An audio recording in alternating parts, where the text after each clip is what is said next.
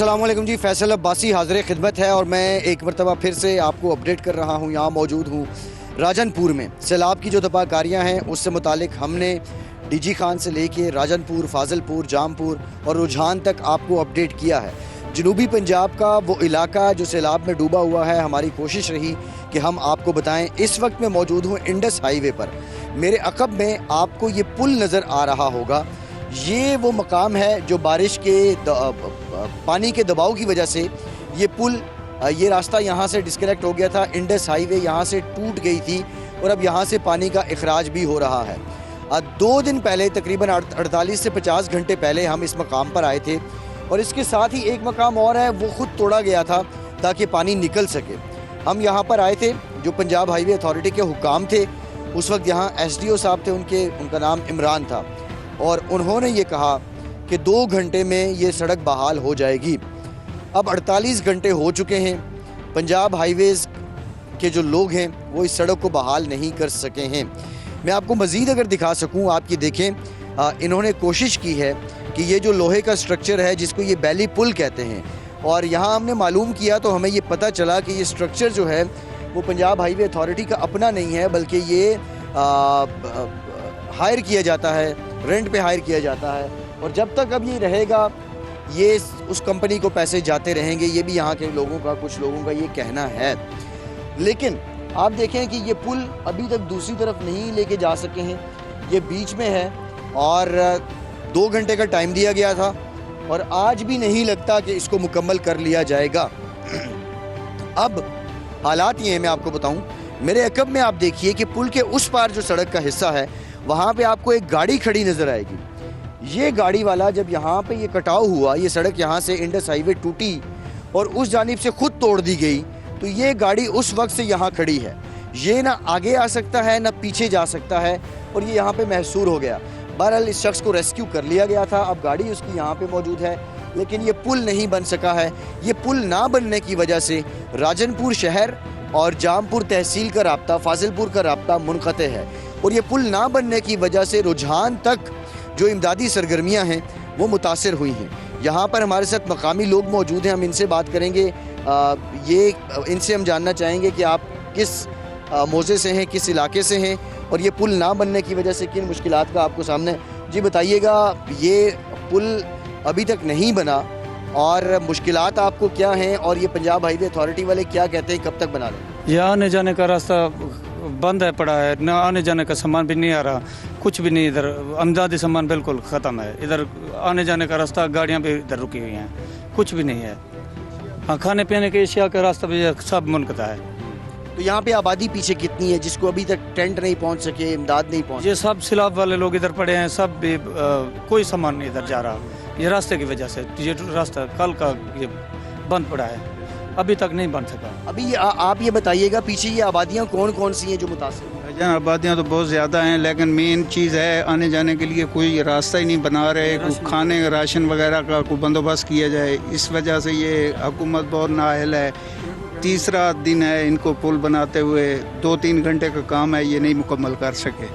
ठीक है, अच्छा, मैं आपको अब इस पुल की वजह से, एक तो ये राब्ता मुनक़ता है और जो बंद टूटा सेम नाले का, जिसने जो इस बाइस बना इस इंडस हाईवे की कटाई का, मैं अब आपको उस मकाम पर लेके जाऊंगा और वहाँ से मैं आपको अपडेट करूँगा कि कितनी आबादियाँ पीछे हैं और वो बंद बनाने की कोशिश तो की जा रही है, लेकिन वो बंद अभी तक नहीं बन सका है। ज़मीनी राब्ता बहुत ज़्यादा बस्तियाँ हैं जिनका यहाँ से लेके को सुलेमान तक मुनक़ता है। कश्तियों के ज़रिए लोगों को रेस्क्यू तो कर लिया गया है, लेकिन लोगों तक कश्तियों के ज़रिए रिलीफ पहुँचाना, इमदाद पहुँचाना मुमकिन नहीं है। उस मकाम से आपको अपडेट करते हैं, हमारे साथ।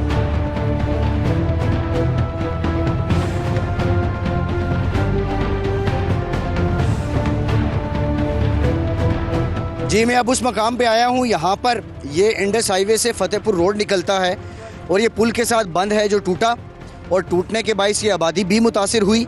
और अब इसके पीछे बहुत बड़ी आबादी है जो अभी तक हम ये देख रहे हैं कि उनके लिए जो बुनियादी रेस्क्यू तो उन्हें कर लिया गया बोट्स के ज़रिए, रेस्क्यू 1112 के लोगों ने, लेकिन इमदाद और उनके लिए रिलीफ जो है वो बड़ी नामुमकिन हो रही है।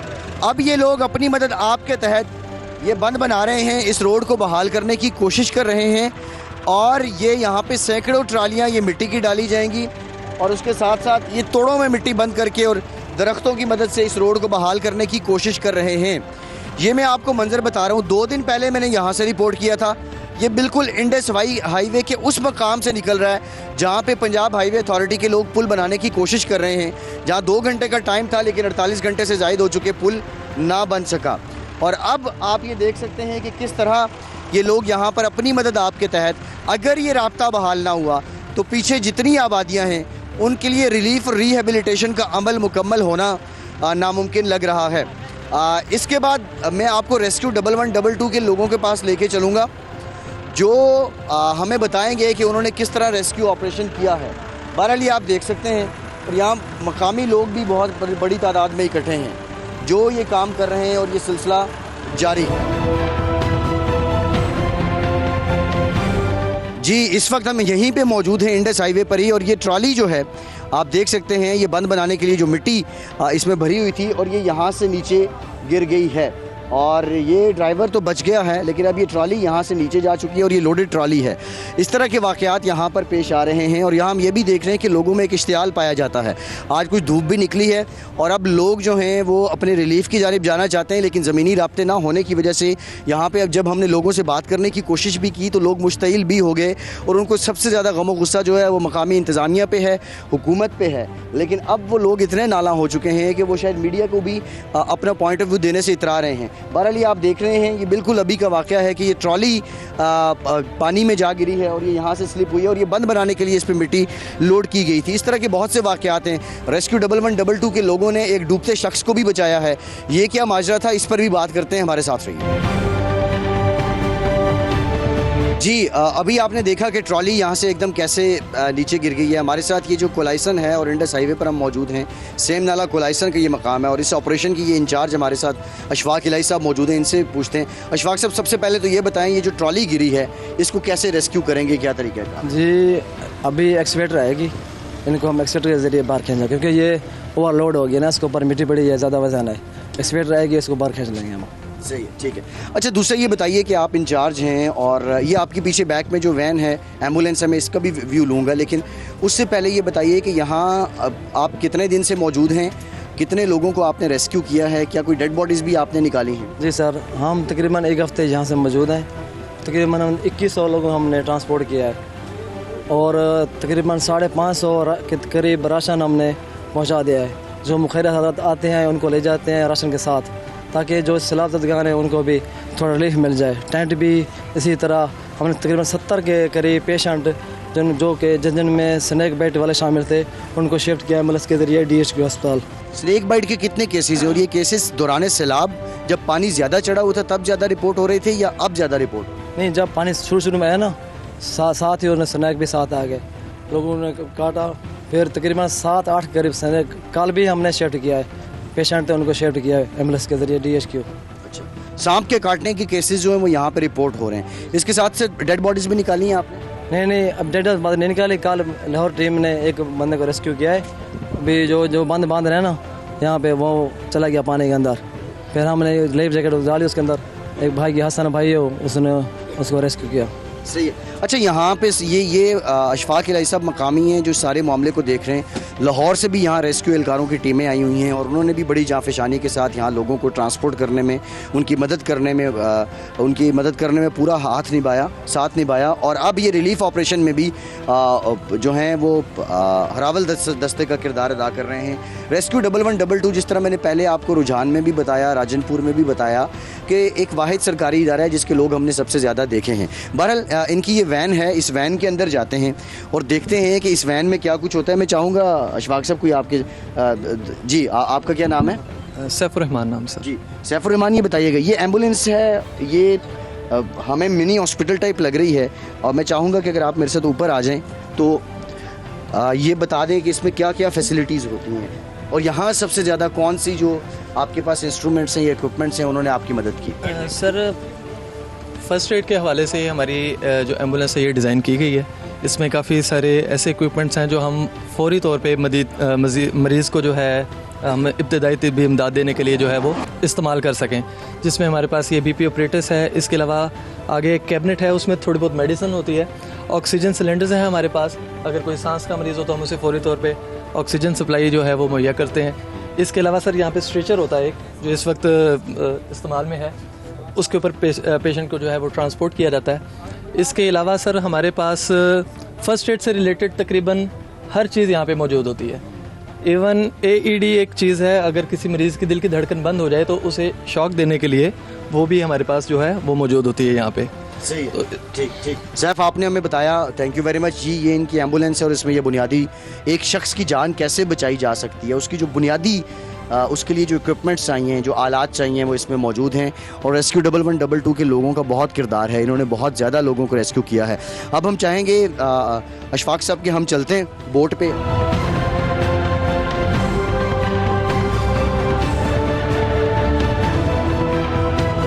जी, इस वक्त हम यहाँ मौजूद हैं और रेस्क्यू 1112 के जो इंचार्ज हैं वो भी हमारे साथ जा रहे हैं। जो सामने बस्तियाँ हैं, ज़रा उनका अहवाल हम आपको बताएंगे। ये फतेहपुर रोड तो नहीं बन सका है, लोग अपनी मदद आपके तहत बना रहे हैं, लेकिन इसके पीछे जो बस्तियाँ हैं उनका अब क्या हालात हैं, ये हम आपको वहाँ जाके बताते हैं। हमारे साथ आइए जी। इस वक्त हम बोट पर मौजूद हैं और अब हम इंडस हाईवे के उस तरफ जा रहे हैं, उस बस्ती में, जहाँ पर अब लोगों के हालात देखेंगे और आपको बताएंगे कि रेस्क्यू के बाद अब रिलीफ के अमल क्या हैं। जो ज़मीनी राब्ता है वो कट चुका है, लेकिन क्या कोई और तरीका भी है या अभी तक कोई रिलीफ नहीं पहुंचा, ये हम उस मकाम पे जाके आपको बताएंगे। चीना बस्ती इसको कहते हैं जी। अब मैं ये पहुंच चुका हूँ, अभी बोट से उतरा हूँ और अब ये मेरे दाएं जानिब बस्ती है। अगर मेरे कैमरामैन दिखा सके तो आप देख सकते हैं, ये चीना बस्ती इसको कहते हैं जी। इंडस हाईवे से ये चंद कदम के फासले पे है, लेकिन रास्ता ना होने की वजह से ये लोग अब अपने घरों में मैसूर हैं। और ये मेरे दाएं जानिब का मंजर है। अभी यहाँ इस तरफ से कुछ पानी निकल चुका है और घर नज़र आ रहे हैं। और ये मेरे बाएं जानिब का मंजर है, अगर दिखा सके हम, कि ये वो बोट है जिससे हम अभी उतरे हैं और उसके बाद ये पानी यहाँ से अब आगे को निकल रहा है और वो सामने इंडस हाईवे है, जो टूटा हुआ पुल मैंने आपको दिखाया है। अब चलते हैं इस बस्ती में और इस बस्ती का हाल जानते हैं।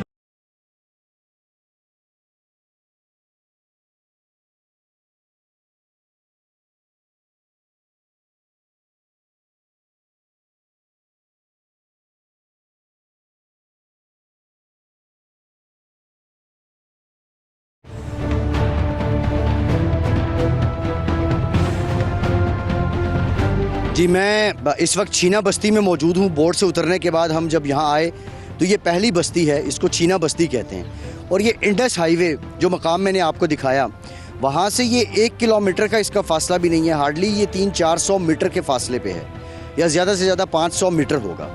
लेकिन बज़ाहिर इस बस्ती की हालत देख के, ये मेरे पीछे इनके मवेशी भी बंधे हैं, इस बस्ती की हालत देख के ये लग रहा है कि यहाँ पर बिल्कुल किसी किस्म का कोई रिलीफ नहीं पहुँचा है।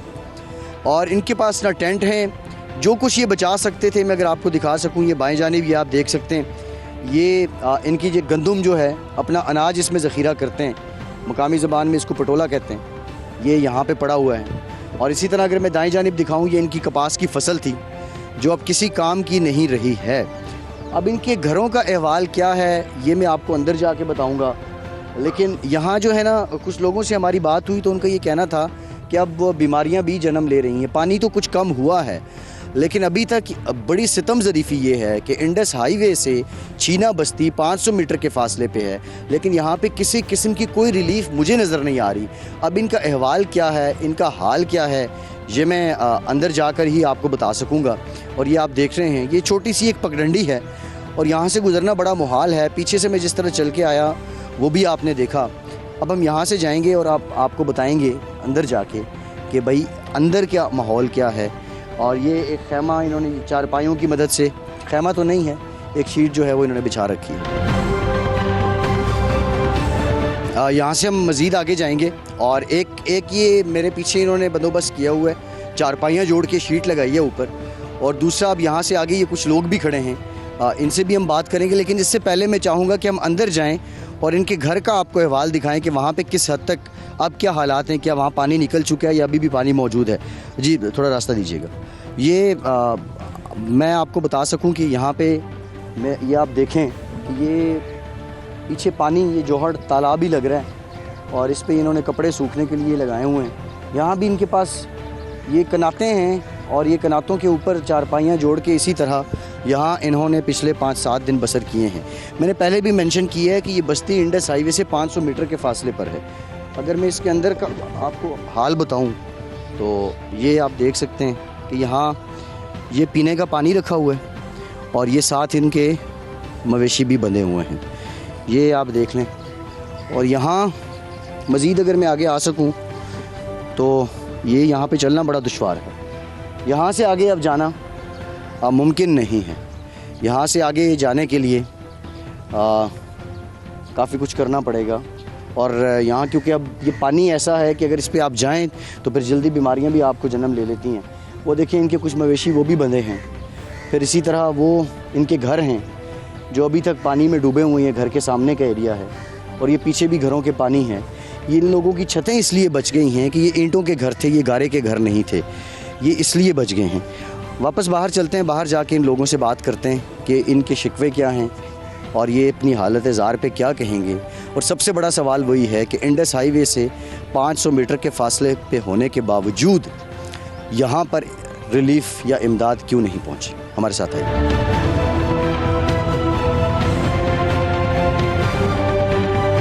जी, इस बस्ती के मुकीम हमारे साथ मौजूद हैं और हम इनसे बात कर रहे हैं। ये बताइएगा, हम ये देख रहे हैं कि चंद सौ मीटर पे हैं आप, लेकिन यहाँ कोई हमें टेंट नज़र नहीं आ रहा, कोई आपके पास हमें कनातें हमने देखी हैं, वो शायद आपने न जाने कहाँ से लाई हैं। इमदाद आप लेने नहीं गए या कोई देने नहीं आया, या आप लेने गए भी तो किसी ने नहीं दी? लेने गए थे सर, किसी ने नहीं दी। आप भी कुछ कह रहे हैं, ये बताएं कि कैसे आया है पानी? बंद त्रोड़े नहीं सारे यके खत्म किते ने कोल्ला संदा एरिया यो यका तबाह किते वला ए आके दिशो को पहले इतना ए सामान ना दो ए छीने मार का अता छीने दिनु अरे ते वला ए तू बारिश अंदी तबाह किती ने ताकू वला निके निके नाग निकलन सागु बाल निके सर को अस्पताल रेस्ट हुए ता ओ असने सरे नु नहीं अंदे रोकी कर। सही। अच्छा, इनका ये कहना है कि यहाँ पे बच्चे छोटे छोटे और यहाँ पे जो है सांप निकल आते हैं। इससे पहले रेस्क्यू के लोगों से भी हमारी बात हुई तो उनका ये कहना था कि सांप काटने के जो केसेस वो बहुत ज़्यादा आ रहे हैं।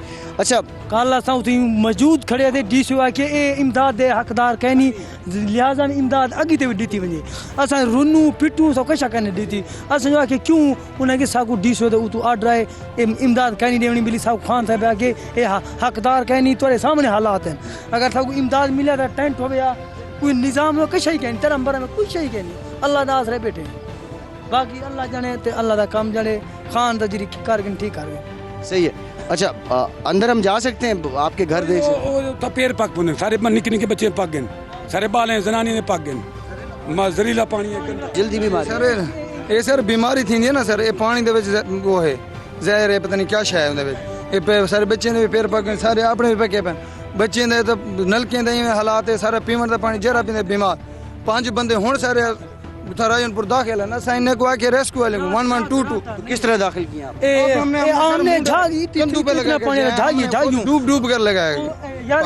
रेस्क्यू ला मौजूद है बेड़ी ला तू पोस्ट तो क्यों नहीं चावन गया उते जवाब दे दे मैं गया या नहीं गया। आप तो मदद की थी, आप क्यों? क्या मसला क्या वो जो 5 बंदे अंदर हैं आपके? हाँ, एक दी बां टूटी बाजू ते दू को हैजा थे ओ अस्पताल पानी दी वजह तू, लेकिन चावल नहीं है। ऐसा आपने तो रात लुढ़ते क्यों? खाने पीने का क्या बंदोबस्त? कोई नहीं है सर, अल्लाह का आसरा है, अपना जो बचा हुआ है थोड़ा बहुत वो खा रहे हैं। कुछ जेरा कोई तू इमदाद करे तो ओ साकू मिलदे, जेरे खाने दा तू अंदे पेन ओ साकू नहीं देंदे, सतारे तू अंदे पेन ओ साकू नहीं मिलदा। जेरा तू इमदाद करे ओ बा करे ओ मैं साकू देंदे पेन खावन पीवन इमदाद भी करनी अमाम खाम खा ओ पजदा पे वो खाना पुजदा पे। जेरी हुकूमत ही भी इमदाद करनी यानी कि एक रोटे दाल सब्जी ये वो भी अपना आप पका देखो ओ ओडे वैसे ओ वासुआने ओडे तरीके एडे पठान ली पोलते इता कशा कर दे ओ आदम तू ता हकदार कहनी। तो पीछे कितनी आबादी है जो मुतासिर हुई? पीछे सारी पीछे इन्हीं में यक्का आसानी करी में यक्का बूढ़े पे नहीं। तो कितने मतलब ये घर होंगे यहाँ पे पीछे? इतना कर कोई 20-25 घर हैं, 50-60 घर होंगे, 50-60 घर ही थी सकते। कोई डेथ भी हुई है, मौत भी हुआ? नहीं अल्हम्दुलिल्लाह अभी तक कोई फौत नहीं हुआ।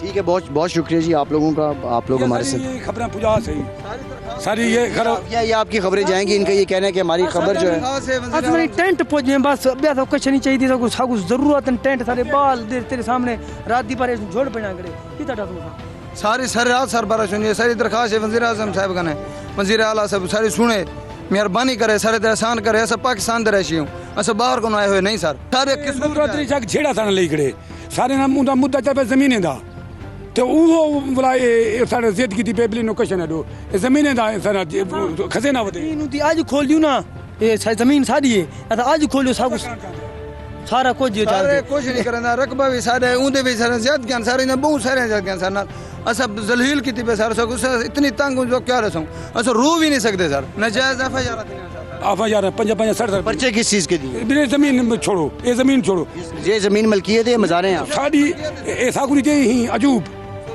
70 अजूब थी बोला ओ हुन आदे मीडियम तो छोड़ो 100 रुपया 100 विचू 20 की खास के बाकी ये 3 रुपए बच्चे पे 20 की खास के। ठीक है, बहुत चाहिए। अब आपने अपने शिकवे जो हैं वो बता दिए हैं और ये नसरुल्लाह दरीशक साहब से शिकवे कर रहे हैं और ये कह रहे हैं कि ज़िले इंतज़ामिया को यहाँ बदला गया और इनके इल्ज़ामात बड़े संगीन हैं।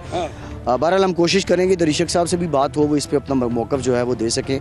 ये बस्ती शीना है, इंडस हाईवे से चंद सौ मीटर के फासले पे, किसी और मकाम से आपको अपडेट करते हैं।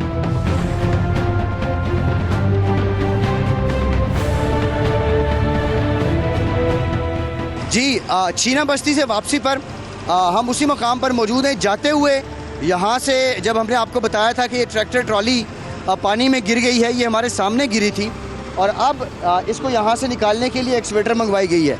एक्सवेटर के ज़रिए इससे कुछ लोड कम किया गया है। अब ये है कि मज़ीद लोड यहाँ पे कम नहीं किया जा सकता, क्योंकि अगर यहाँ कम किया जाएगा तो फिर इसके पीछे आने का रास्ता नहीं बचेगा और अब इसको खींचकर यहाँ से निकाला जाएगा और ये कोशिश की जा रही है। और ये ट्रॉली, ये ट्रैक्टर इस वक्त स्टार्ट भी है, इसको बंद नहीं किया गया, इसका इंजन इस वक्त भी काम कर रहा है। इस तरह के बहुत से वाक़यात हैं, जिस तरह के रेस्क्यू के लोग भी हमें बता रहे थे कि उन्होंने डूबते लोगों को बचाया है।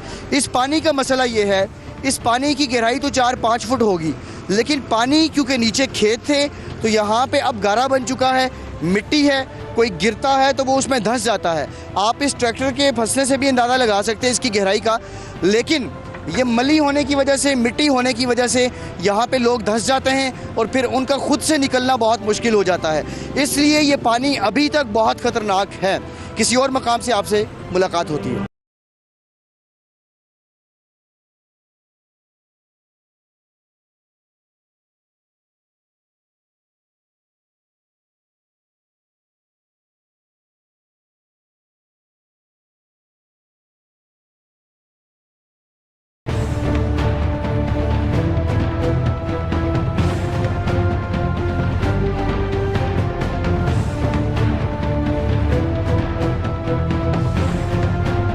जी हम राजनपुर में मौजूद हैं अभी, और पहले हमने ये सारा इलाका आपको दिखाया। इंडस हाईवे पे क्या हो रहा है, आरजी पुल की तामीर अभी तक नहीं हो सकी, जो दीगर बस्तियां हैं उनकी कहानी हमने आपको सुनाई है। और इस वक्त हम मौजूद हैं हसनैन बहादुर दरीशक साहब के साथ। ये मिनिस्टर हैं for food and energy Punjab और इस हलके से MPA भी हैं, और उनके साथ 296 से MPA हैं सरदार अवैस दरीशक साहब, और दीगर लोग भी यहाँ पर मौजूद हैं। हसनैन साहब, बुनियादी तौर पे एक सवाल तो ये है कि आप हुकूमत में हैं, आप वज़ीर हैं, ये डिज़ास्टर आ गया, इट हैपेंड, लेकिन उसके बाद अब तक जो इक़दामात किए जा रहे हैं, लोगों को बज़ाहिर हमें लग रहा है कि रेस्क्यू तो मुकम्मल तौर पे कर लिया गया, लेकिन रिलीफ़ के हवाले से क्या हुकूमती इक़दामात हैं? बिस्मिल्लाहिर्रहमानिर्रहीम। जिस वक्त ये रोद को ही के फ्लड का सिलसिला शुरू हुआ तो चीफ़ मिनिस्टर पंजाब चौधरी परवेज़ इलाही साहब आज से तकरीबन 10-15 दिन पहले तशरीफ़ लेकर आए, और उन्होंने अपनी पूरी टीम, जिसके अंदर चीफ़ सेक्रेटरी हैं, जिसके अंदर senior member board of revenue हैं, उनको यहाँ पर हाउस किया हुआ है और वो यहाँ पर रहे हैं। फ़ंड्स की उन्होंने हमें मुकम्मल अवेलेबिलिटी दी है, जिसके अंदर हमें PDMA के ज़रिए से टेंटेज और फूड हैम्पर्स मिल रहे हैं। यकीनन हमें बहुत बड़े चैलेंजेस का सामना है कि जो हमारे पास सप्लाईज़ आ रही हैं उनको नॉन एक्सेसिबिलिटी ऑफ रास्ता और पानी के ठहरे होने और लोगों तक पहुंचाने के अंदर बहुत ज़्यादा चैलेंजेस हैं, बहुत ज़्यादा दिक्कत और तकलीफ़ आ रही है। लेकिन जो सप्लाईज़ सरकार के ज़रिए आ रही हैं, जो नॉन गवर्नमेंट ऑर्गेनाइजेशन के ज़रिए आ रही हैं, उसको हम सरतोड़ कोशिश कर रहे हैं कि मुस्तहिकीन तक मोस्ट ट्रांसपेरेंट तरीके से पहुंचाएं। अगर आप क्वांटिटीज़ पूछना चाहें तो आज तक तकरीबन 10,000 के करीब गवर्नमेंट ऑफ पंजाब के टेंट्स यहाँ पर डिस्ट्रिक्ट में तकसीम हो चुके हैं। ये मैं सिर्फ गवर्नमेंट ऑफ पंजाब के बता रहा हूँ। इंडिविजुअल NGOs भी काम कर रही हैं, प्राइवेट जो फिलैंथ्रोपिस्ट्स हैं वो भी काम कर रहे हैं, कुक्ड फूड भी डिस्ट्रीब्यूट की जा रही है और मल्टी प्रॉन्ग तरीके से इस डिज़ास्टर के अंदर तमाम लोग पूरी दिल जान से अपना हिस्सा डाल रहे हैं। से अच्छा, अभी तक कोई अंदाज़ा हो सका कि कितना लॉस हुआ है बिलखुसूस आपके डिस्ट्रिक्ट में, राजनपुर में? देखिए, हमारा डिस्ट्रिक्ट एक ज़री ज़िला है और मैं आपको कह सकता हूँ कि हमारी तो पूरी मईशत ज़िले की तबाह हो गई है। क्रॉप्स तकरीबन 70 से 80% ज़िला वॉश्ड आउट हो गया और क्रॉप्स एक चीज़ है, उसके अलावा हमें सोशल बहुत बड़ा मसला है। बस्तियों की बस्तियाँ तकरीबन 60% ज़िले की सफ़ाई हस्ती से मिट गई हैं। तो हमें इसको रीबिल्ड करने के अंदर बहुत एक लंबा अरसा दरकार होगा। एग्जैक्ट क्वांटिफाई तो ये तब होगा जिस वक्त पानी उतरेंगे और प्रॉपर सर्वेज और प्रॉपर आप समझिए हमारे पास नंबर्स और डेटा आएगा। ये बॉल पार्क नंबर है, इससे ज़्यादा ही होगा, इससे कम नहीं। सही है। अच्छा, एक और मामला है, जब मैं कवरेज पे था इस दौरानिए में मैंने देखा यहाँ पे एक बहुत बड़ा ज़ख़ीरा है गंदम का जो ज़ाया हो गया, और जो टेक्निकल पर्सन्स भी हैं, मकामी लोग भी हैं, हमने भी ये देखा। मैं समझता हूँ कि वो बिल्कुल उस एक्सट्रीम एज पे था कि जहाँ पानी बहुत देर से पहुँचा उसको बचाया जा सकता था। यहाँ मुताल्लिका लोगों से भी हमने बात की, उनका तो यही जवाब था कि बहुत ज़्यादा पानी आया और ये आफत आ गई तो ये ज़ाया हुआ। आप मिनिस्टर फॉर फूड भी हैं, इस पे आपने क्या कोई एक्शन लिया? क्या कोई इंक्वायरी इस पे हो रही है या अब जाकर इनिशिएट करेंगे? क्योंकि गंदम के स्कैंडल्स पाकिस्तान की तारीख में एक तारीख है गंदम के स्कैंडल्स की यहाँ पे, और इनसे माल बनाया जाता है, लेकिन ये ज़िम्मेदारों को क्या आप कटहरे में लाएंगे? देखिए, जो हुकूमत पंजाब का गंदम का एक एक दाना है वो सरकार के पास अमानत है, लोगों के पैसों से ख़रीदी हुई। सरकार के पास जो पैसा होता है वो तमाम टैक्स पेयर्स की मनी का होता है, उनके अपने तो पैसे नहीं हैं। जो प्राइमा फिशाई अपरेंटली मैं देखता हूँ उधर नज़दीक एक प्राइवेट सेक्टर का आदमी है जिसने अपनी गंदम को सिक्योर किया हुआ है और हम लोगों की सरकारी गंदम बिल्कुल सेम हाइट के ऊपर और विसिनिटी के अंदर डूब रही है। ऑफ हैंड जब तक कोई प्रॉपर इंक्वायरी और प्रॉपर वो चीज़ ना हो मैं नहीं कह सकता, लेकिन मैं आपको ये पूरी यकीन दहानी कराता हूँ कि जितना मर्जी पावरफुल आदमी होगा जिसकी नेग्लिजेंस हुई है उसको हम पूरा उस रिस्पॉन्सिबिलिटी को भी फिक्स करेंगे and he will be taken to task. और हम ऐसी मिसाल ज़रूर बनाना चाहेंगे कि आइंदा जो हमारे अफसरान हैं जिनकी कस्टडी में अरबों रुपए की ये सरकारी अमानत होती है वो इसकी उस तरह हिफाजत करें जिस तरह अपने घरों की और अपने ज़ाती माल की। जी बिल्कुल ठीक है, यानी आप इस पे इंक्वायरी इनिशिएट कर रहे हैं। मैं आपके हलके में मौजूद था, मैं कुछ बस्तियों में गया। बस्तियों के लोगों का ये शिकवा है कि जो यहाँ के हमारे सरदार हैं वो हमारे साथ नाइंसाफ़ी कर रहे हैं। एक तो उनका शिकवा ये है कि जो वसाइल आ भी रहे हैं या शेल्टर्स आ रहे हैं या फूड आ रहा है उसकी यकसा तकसीम नहीं हो रही है। दूसरा उनका ये भी कहना था कि अगर हम बोलेंगे तो हम पे शायद कोई मुकदमात दर्ज करवा लिए जाएंगे। अभी ये लोग सैलाब में डूबे हुए हैं, ये क्यों शिकवा कना है आपसे हसनैन साहब? और आप समझते हैं कि इनके शिकवे जो हैं वो वैलिड हैं? क्या वाक़तन इनके साथ ज़्यादती कर रहे हैं आप? देखिए, हम पूरे क्लियर हैं और हमने अपने तमाम टीम मेंबर्स को जो सरकारी हैं और जो प्राइवेटली हमने इंगेज किए हैं उन सबको एक ही हिदायत की हुई है कि इस वक्त हमने इंसानियत की खिदमत करनी है। चाहे मेरे मुकाबले में जो इलेक्शन लड़ें, अगर मेरे लिए उनके बीवी बच्चे भी इसी तरह जिस तरह मेरे अपने बीवी बच्चे हैं, हम लोग इसको अबव पॉलिटिकल माइल स्कोरिंग कर रहे हैं। हमारे इलाके के ऊपर क़यामत गुजरी है और जो भी मेरा दोस्त जो मेरा और मेरी फैमिली का खैर खा है, जो पीटीआई के साथ खड़ा हुआ है, अगर इसके अंदर अपने और पराये की तमीज़ करेगा तो मैं उसका दुश्मन नंबर 1 हूँगा। मैं चाहूँगा कि जो भी इफ़ेक्टीज़ हैं उन तक सरकारी या प्राइवेट सेक्टर वाली इमदाद ज़रूर पहुँचे, और अगर किसी ऐसे बंदे को इमदाद दी जाती है या कोई इदारा देता है जो नहीं डूबे हुए। बल्कि मैं आपको ये भी बताना चाहता हूँ कि कई गैंग्स हैं जो लोग नहीं डूबे हुए, वो मोटरसाइकिलों पर जाते हैं और वो पहुँच कर ज़बरदस्ती ले। बिल्कुल ठीक है, ये हमने भी विटनेस किया है और बहुत से ऐसे वाक़यात भी हैं कि इंडस हाईवे पे अक्सर ऐसी खैमा बस्तियाँ कायम हैं जो सिर्फ इमदाद के लिए हैं।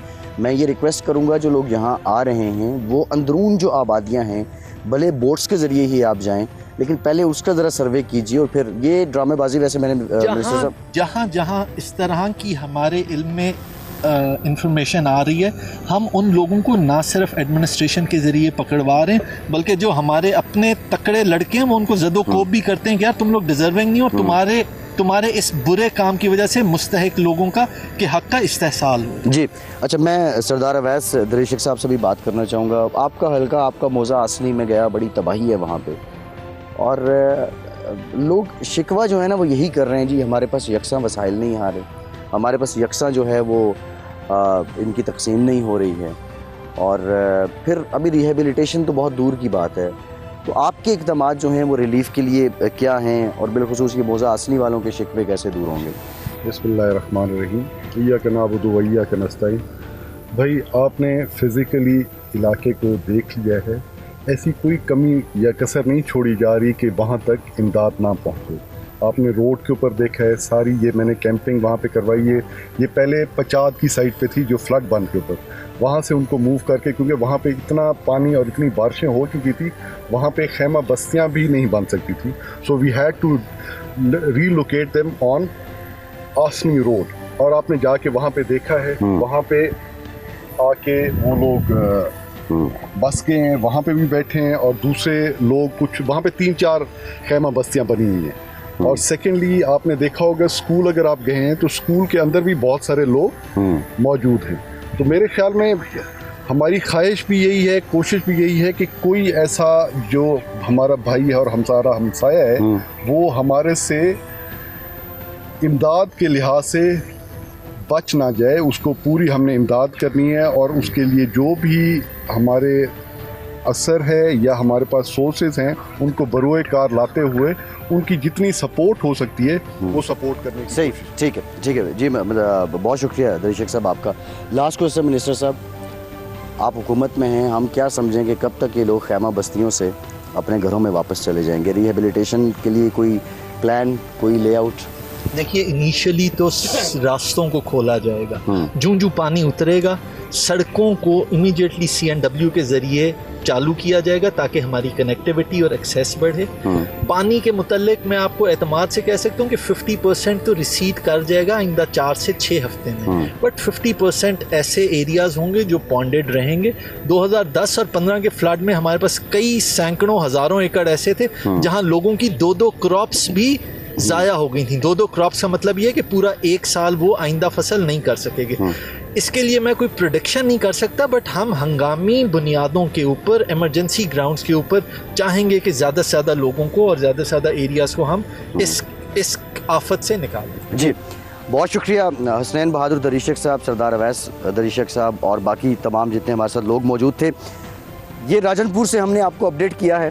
92 न्यूज़ यहाँ पहुँचा, हमने हमारी कवरेज का ये सिलसिला जारी है और ये हमारी आपके साथ कमिटमेंट है कि जो पाकिस्तान के अवाम हैं और जिस हलके के लोग हैं, इस इलाके के लोग हैं, उनका शिकवा जिससे होगा हम उसके पास पहुँचने की कोशिश ज़रूर करेंगे और सवालों के जवाब लेने की ज़रूर हम ये कोशिश करेंगे।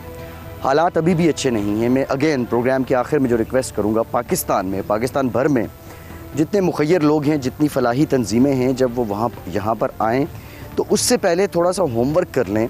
हर इलाके का डिज़ास्टर उसकी हैयत मुख्तलिफ होती है कि किन बुनियादी चीज़ों की ज़रूरत है। और एक और मैं आपसे रिक्वेस्ट करूँगा कि इंडस हाईवे पे भी कुछ मुतासरीन ऐसे हैं जो हकीकी हैं, इसमें कोई दो राय नहीं है।